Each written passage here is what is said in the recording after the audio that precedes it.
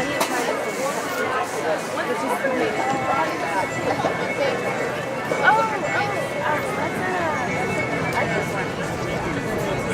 it's sustainable ballot.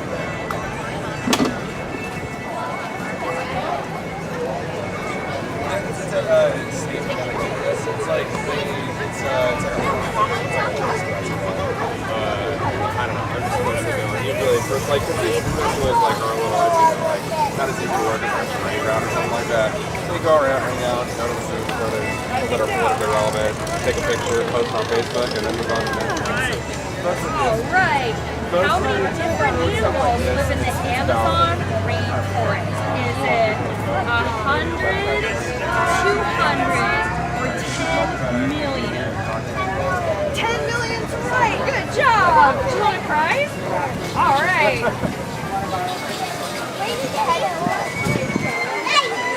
There you go.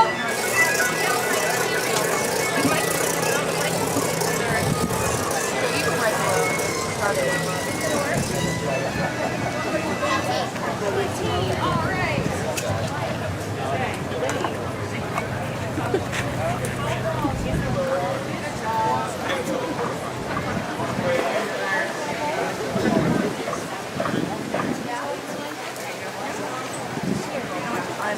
You just spin it around and have to do that.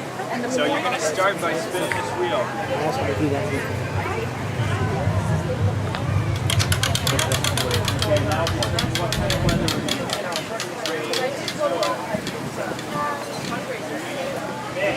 You got this, so that's only a little bit of water. So you get 2 water bags. You're going to stand right here. You try to throw them into the ground, into that green space. Up. A little higher. No, not the body. The arm. There you go. Oh, here. Try again. Close.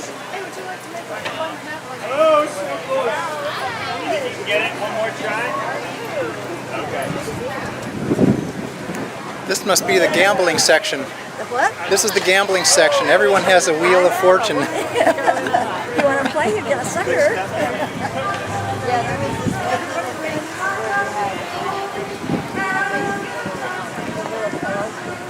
Oh, and each of them said like milk or bones or like aluminum, and you had to toss it into either the garbage or the recycle or the compost. That's so great. The kids were real like, so you learn where it goes. It was entertaining to watch the kids do it. That's such a good idea. Yeah.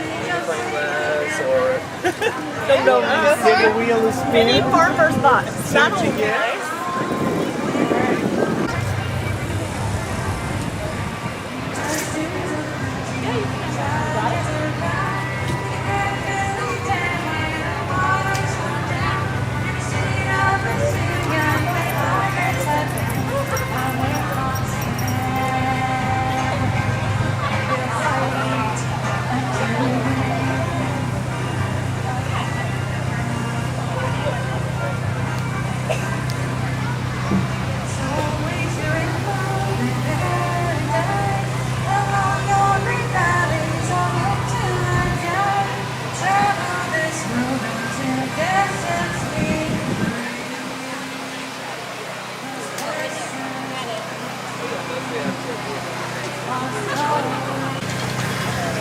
That goes out to any teachers here today?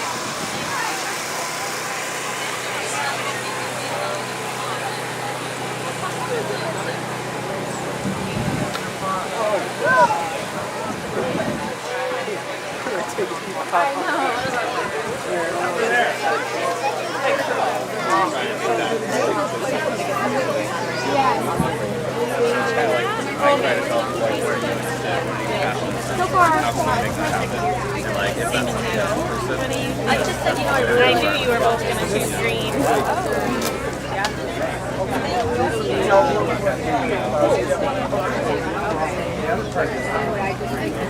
You can take them out.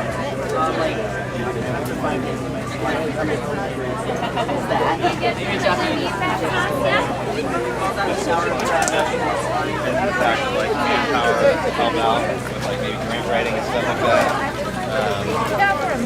Or whether that's like our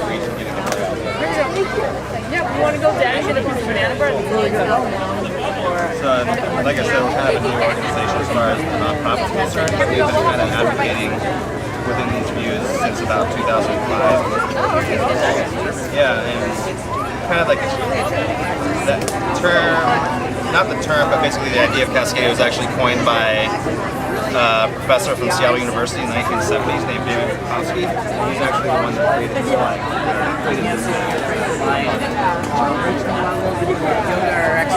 That's not good for a team.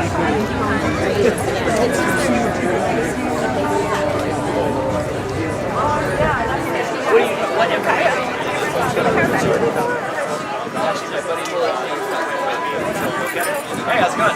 Food. Yeah, I know. Grab some. It's a free sample of our chocolate chip banana. Gracias. Yeah, thank you.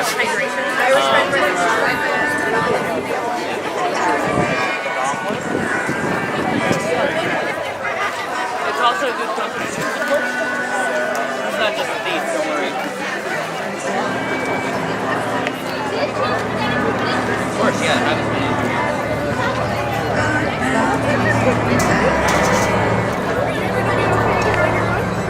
No, definitely not. We just don't have many retail locations ourselves. Sometimes our chocolate center teas and none of our coffee. Yeah, the kind of country market, basically any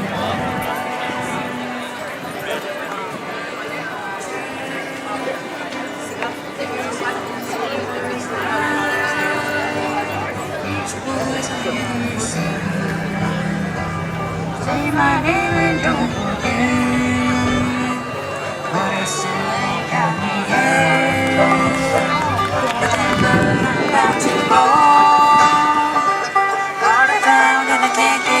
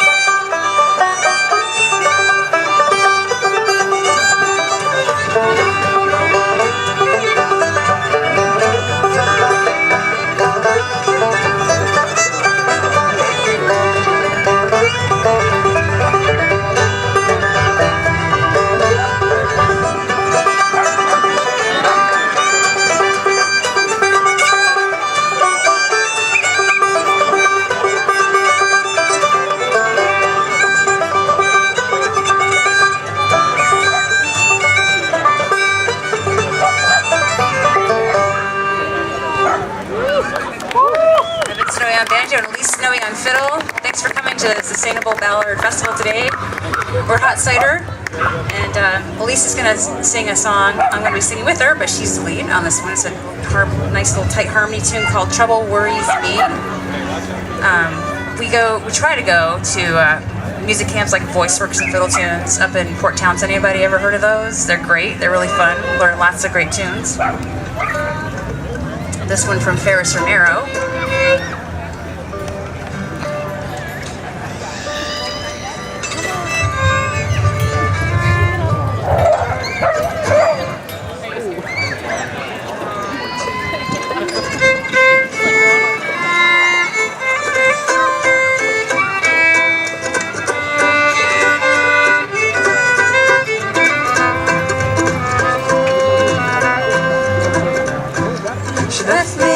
Station, riding on a bullhorn train.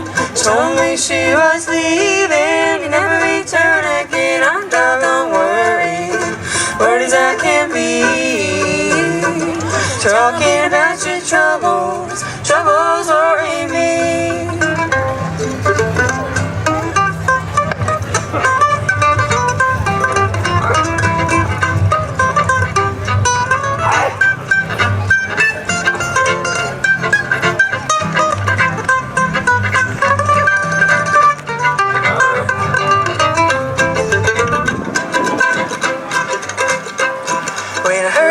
train was leaving, I almost lost my mind. I knew that I've been cheating all the time. I'm doggone worried, worried as I can be. Talking about your troubles worry me.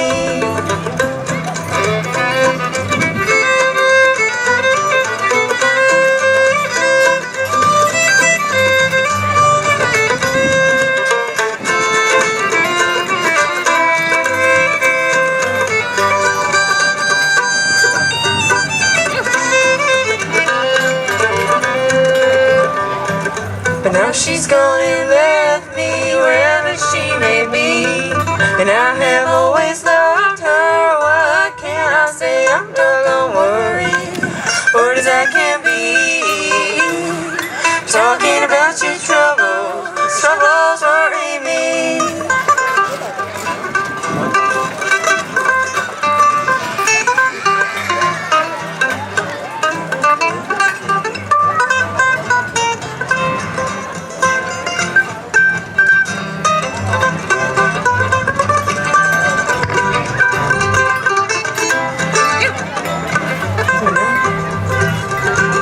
Now she's gone forever, left me here alone. I don't know why she did that, wrecked our happy home. I'm doggone worried, worried as I can be. Talking about your troubles worry me. I'm doggone worried, worried as I can be. Talking about your troubles worry me. That was Lisa Snowy there, Evan on mandolin, Lisa on fiddle.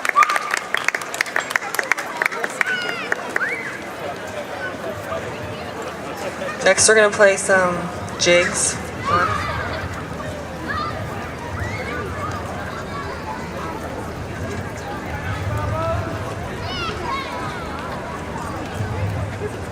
Anybody got the time out there?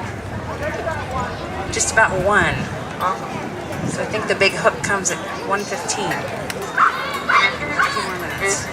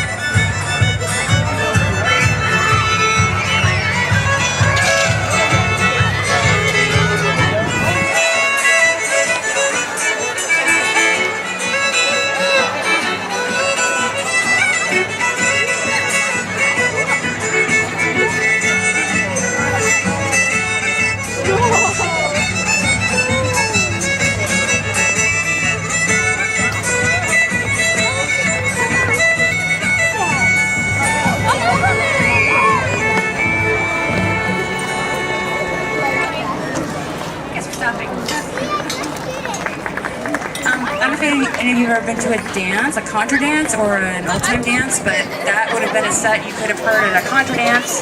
Lake City, Penny Ridge, obviously called the Emerald City Contra Dance. So if you like that music, find your way to a local contra dance and we'll find lots more of that.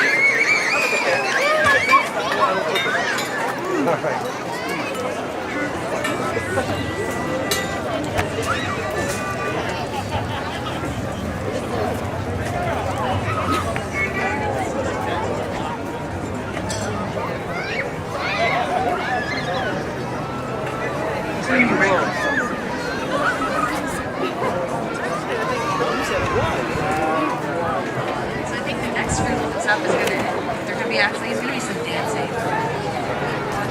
Well, I did see that.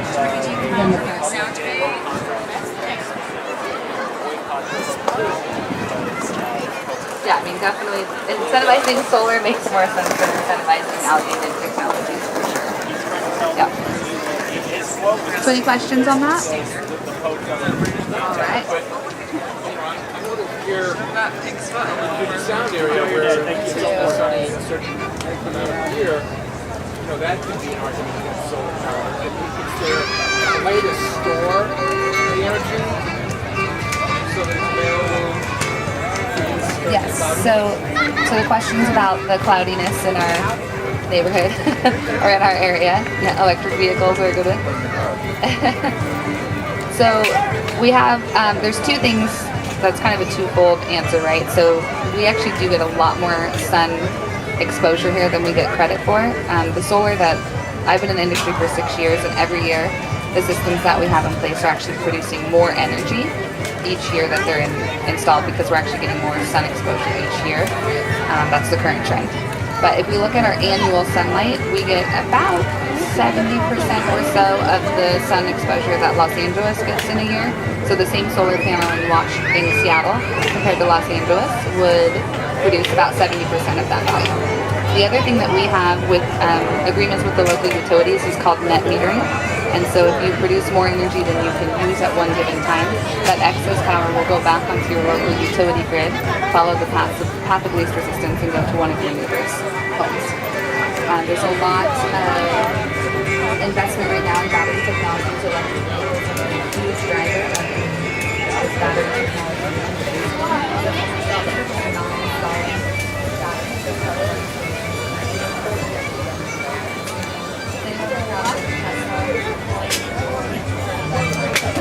So Tesla made a big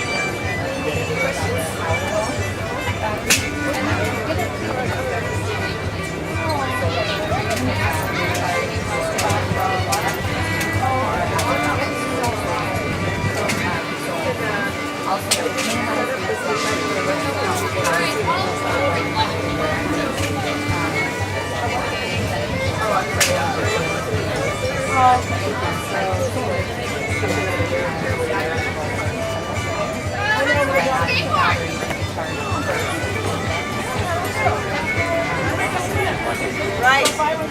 Yes, that's how people get on the side of us. When they go out to see what happens. Isn't that nice? I mean, property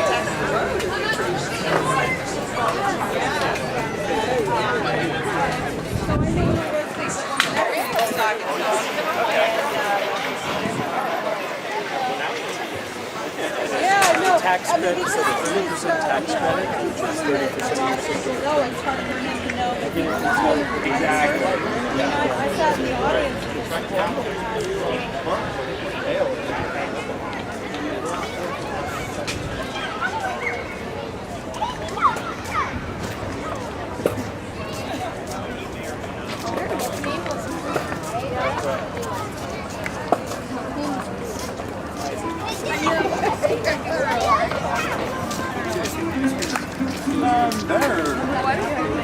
I like it in general.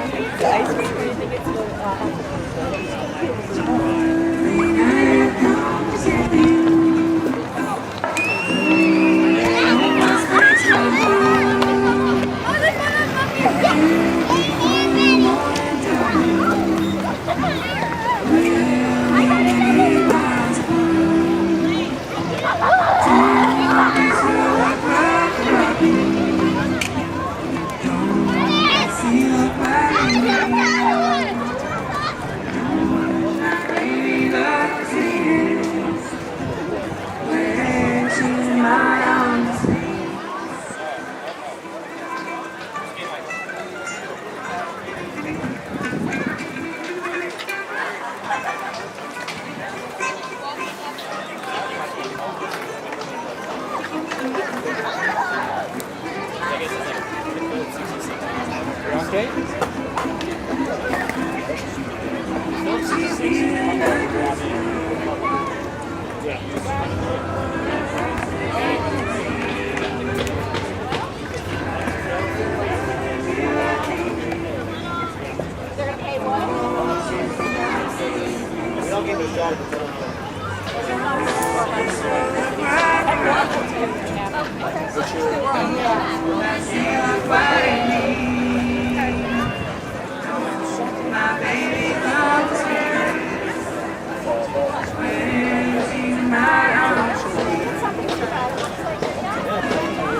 Are we doing a flyover for you? Are we doing a flyover for you?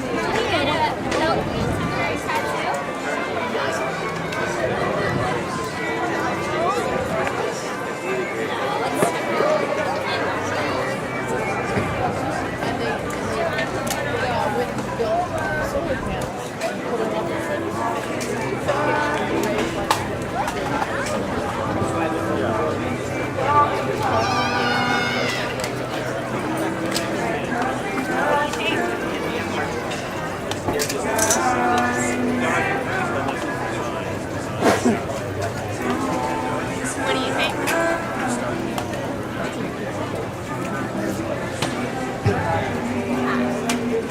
Yeah, it's So you design your once the film and then expand. So you want to actually full panels, then you build another small full panel system, expand and try to increase your production.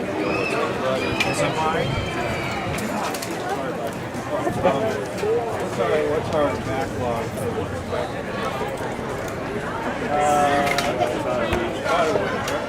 4 days. Okay.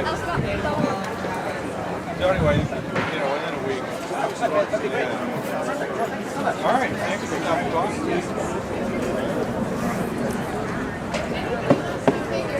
You're all right.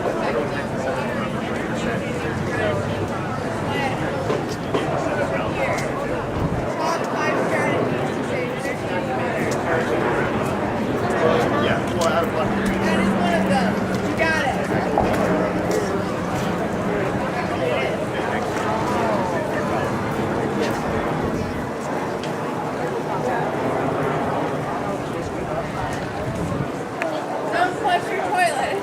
Save water. Or get a better toilet. Hey everyone, hope we're all having a good time. It's not raining yet. My name is Ben Zaleski and I'm a organizer with Carbon Washington. If anyone here has not heard of Carbon Washington, we are a grassroots ballot initiative campaign to get a carbon tax on the ballot. Washington State would be the first state in the country to get a carbon tax if this initiative was passed. We are Initiative I-732.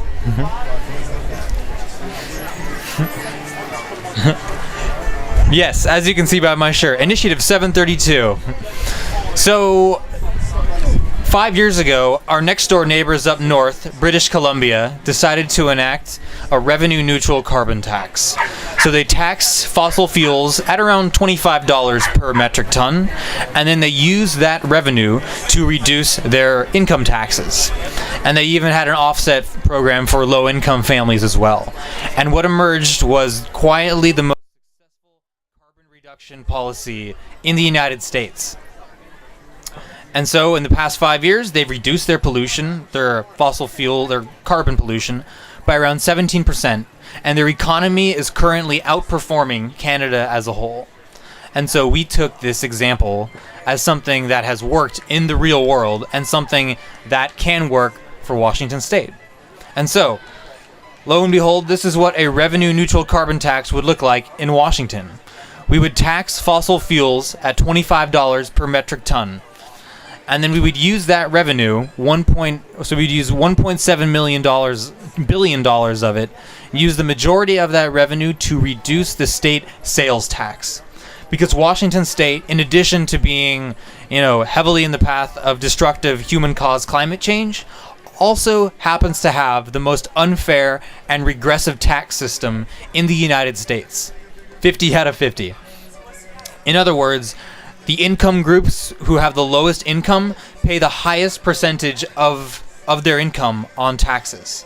And that, for us, is an injustice, which is why we decided to reduce the state sales tax from 6.5% to 5.5% using the revenue from the carbon tax. And then in addition to that, we are going to put $200 million of this revenue to give to 400,000 low-income families in Washington through the Working Families Rebate Program. Now, the Working Families Rebate is already a law in Washington. It was passed in 2008 by Governor Gregoire, but it was never ever funded. So essentially, it just sits on the books and no checks ever go out to low-income families. This initiative would fully fund that program and bump it up by 25%. In other words, 400,000 families could get up to $1,500 a year in tax credits from this program that also reduces air pollution. So, what we're doing is collecting signatures to get it on the ballot. So we filed our initiative in late March, and we have been collecting signatures starting from mid-April, and we end at the beginning of November. So our goal is to get 300,000 signatures for this initiative to qualify for the 2016 ballot. We are currently at about 202,000 signatures right now. So we are well on track to making it on the ballot. So we are well on track to implementing literally the most powerful climate change policy in any state in the country, which is pretty spectacular. And let's face it, the climate movement desperately needs a spectacular win, and we think Washington State is just the state to bring about that win. So we could certainly use your help. If you have not signed the initiative, please do so. There's a signature board right there. I will pass the board around. There's also Mike in the back there handing out boards. If you have not signed, please sign. If you would like to get email updates about how our campaign is doing, our campaign will end, in the next couple months, and so now is the time. If you have not helped out yet, to help out now, get us over the edge, and make sure that we can guarantee this win for Washington State and for families all across the state as well. So, yeah, that's what we're doing in a nutshell. It's pretty simple stuff. The idea is, we want to tax things that we want less of, and not things that we want more of. We want to tax fossil fuels, something that we desperately need to get rid of very soon, and tax less things like sales and income and investment, things that we want more of in Washington. So that's basically the general idea behind revenue-neutral carbon taxes. If we can afford to tax things like fossil fuels, we can also afford to tax less things that we want. And like I said, we have the most unfair sales tax in the United States, very, very regressive. And so we want to make our taxes more fair and our air more clean. And that's why we're here. That's what we're doing. Come help us out. Get us over the edge, because by around this time next year, we could all be voting on the first carbon tax in the United States, Initiative 732. Thanks for being here. Hope you can help us out. I'll take your questions now. How much will it add to a gallon of gas? Yes, so the actual tax will be put on the utility companies at the refinery gates. That's the place where the tax will actually be placed. Now, they will pass some of that cost on down to the rest of us. That's the point. We're trying to make energy prices more expensive to reflect the true cost of fossil fuel transactions. So, about a gallon of gas will be an extra 20 cents. Coal-fired electricity will be about an extra 3 cents per kilowatt hour. It'll be about half that for natural gas. Washington State doesn't really use that much fossil fuels compared to a lot of other states. That's a point I've heard many times before. Well, Washington State gets a lot of their power from hydro. So why do we need to do this? That's a good point. Washington State does get a lot from hydro. We also get a lot from coal as well. Coal-fired electricity from Montana that's wired in, that's where the majority of where our coal comes from. And that will be taxed at $25 per metric ton. And so the idea is we're trying to give the utility companies a real economic incentive, because currently there is none, a real economic incentive to reduce their pollution so that we can pave the way for clean energy to be implemented on the scale that it needs to be. And so, yeah, we're trying to make our policy easily replicatable state by state in a way that the legalization of marijuana is now replicatable state by state, or gay marriage has been replicated state by state. Because with both those issues, nothing ever happened at the federal level, like it or not. And so this is how we see the political atmosphere currently with large-scale carbon reduction policies. Could you repeat the question? Here's my next question. I'm a low-income renter. How will I get back this money that's being collected?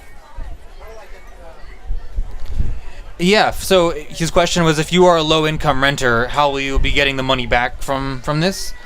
Yeah, so fee and dividend is another way that groups like Citizens Climate Lobby have tried to get a really simple, fluid carbon tax policy where basically you pay the carbon tax and then at the end of the year you get a dividend back. So the money literally just gets recycled right back to the citizens.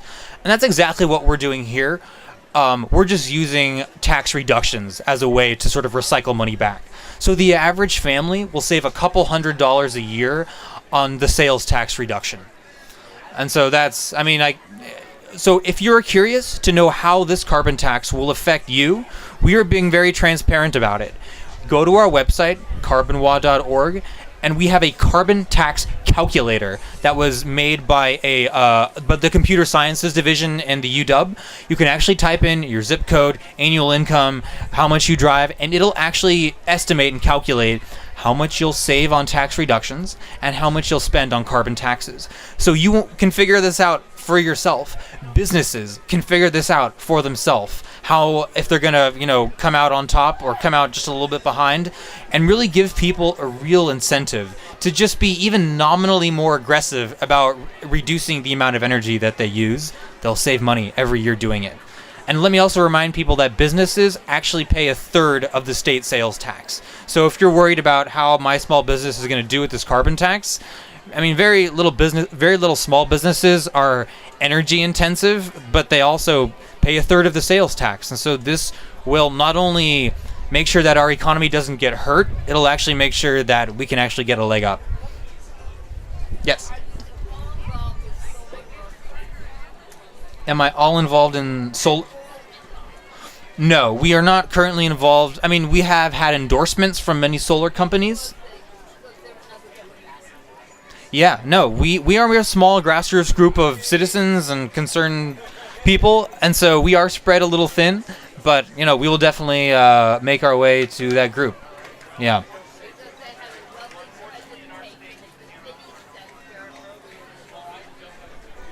Cool. Yeah, so the money from the carbon tax is going to go to 3 places.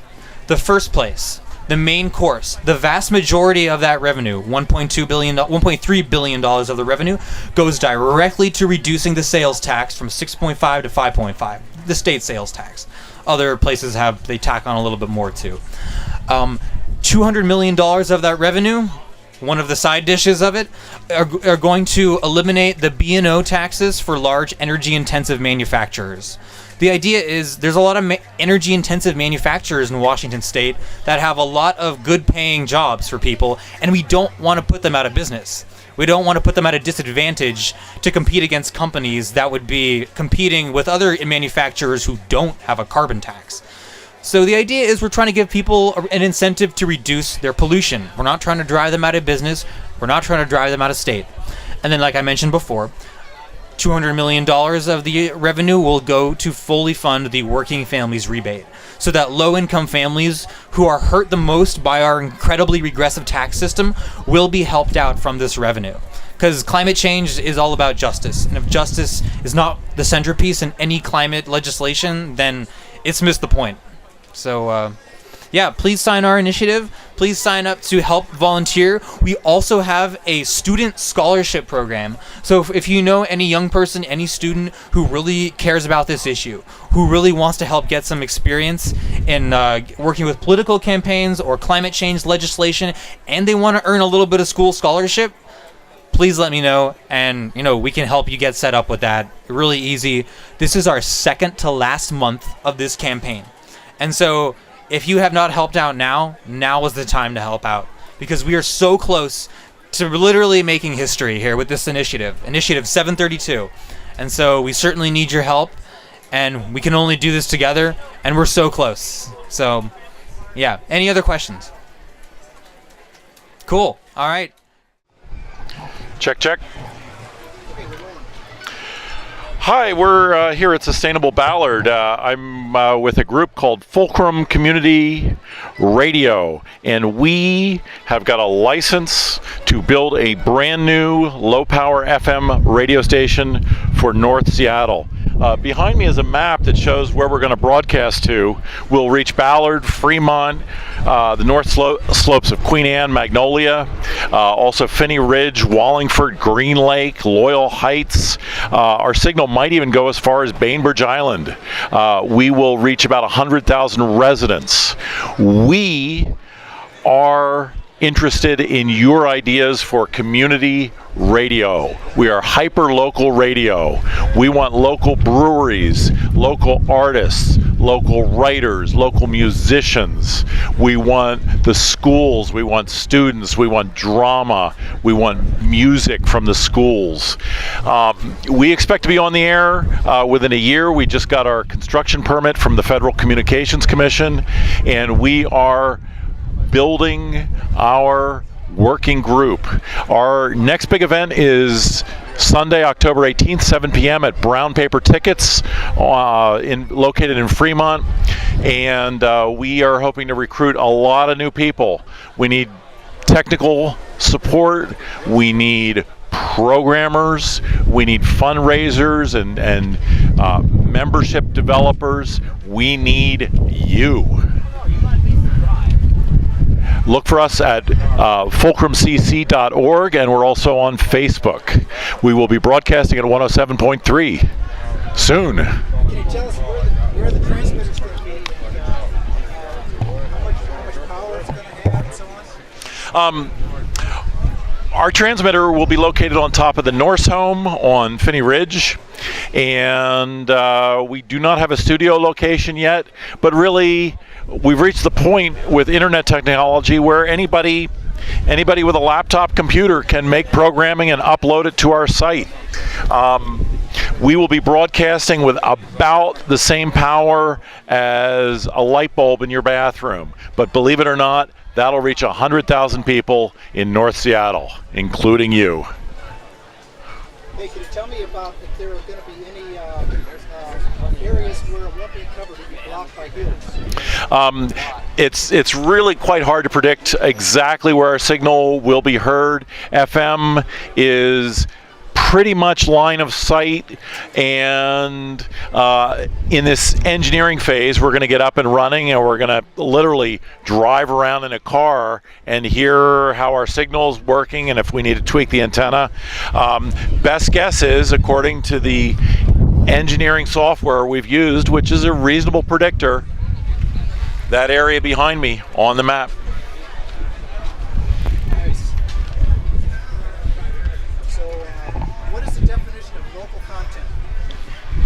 Local content, what we've been asking people is, what do you want to hear on the radio? There's certainly a lot of people that listen to NPR, for example, but we are not NPR. Our programming is not coming from press releases in Washington, D.C. or what's happening in New York City. We want programming, for instance, from you. We've gone around to every one of these booths at Sustainable Ballard, and we've invited them to our October 18th meeting. We want the brewery down the street. We want the culinary store to do a cooking show. We want restaurants. We want the local chamber of commerce. We want local politics. All of that. So local music you'll have, but what about the music that's already, say, like commercial music? Will that be on? We will have a lot of music. We will have licensed music at some times of the day. Our music offerings are going to be, well, probably specialized, but certainly stuff that you could hear, or maybe that you would want to hear, or maybe that you used to hear but you never hear anymore on the radio because they're playing Britney Spears or whoever. Yeah. Hi, good. My name is Danny Lang, and I am a member of the Cascadia Now nonprofit organization, and our mission is to create a atmosphere of inclusiveness and connectivity within the Pacific Northwest bioregion.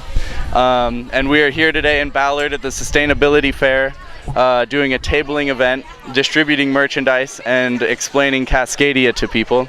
The Cascadia bioregion is where we live, and it's who we are. The Cascadia movement is a positive cultural, social movement to connect everybody in this bioregion over the ideals of sustainability and localization and conservation, and basically getting everybody who it wants to be active in issues they care about, getting them out there and active and connected to the people that they need to be connected with to make that happen. We act as an umbrella organization and a hub for artists and for pretty much anyone who has an idea that is related to Cascadia and making Cascadia a better place. And we are a recently approved 501c3 nonprofit. We actually got our official approval last September, so it's been a year now. And we operate pretty much as a board of directors and will occasionally have meetings. We have monthly chapter meetings and the location changes, but anyone who has a Cascadia related idea can come to Cascadia Now and come to the board and express their ideas, and if it is something that will benefit the community in an inclusive way, then we will provide them with funding to make that project happen. We paint murals. We built a Sasquatch for the Solstice Parade and danced in front of it. We have our own music arts festival called Raining Man that just happened in the beginning of this month. And then we hold tabling events at any major festival or gathering in the Pacific Northwest. I joined earlier this month when we had one of our first chapter meetings, and we have chapters in British Columbia, in Washington, and in Oregon, and and we all interact with each other on a regular basis and kind of keep the mission statement true.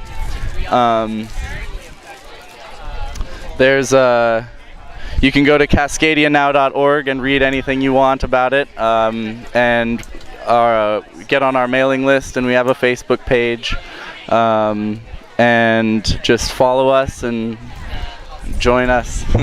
Thanks.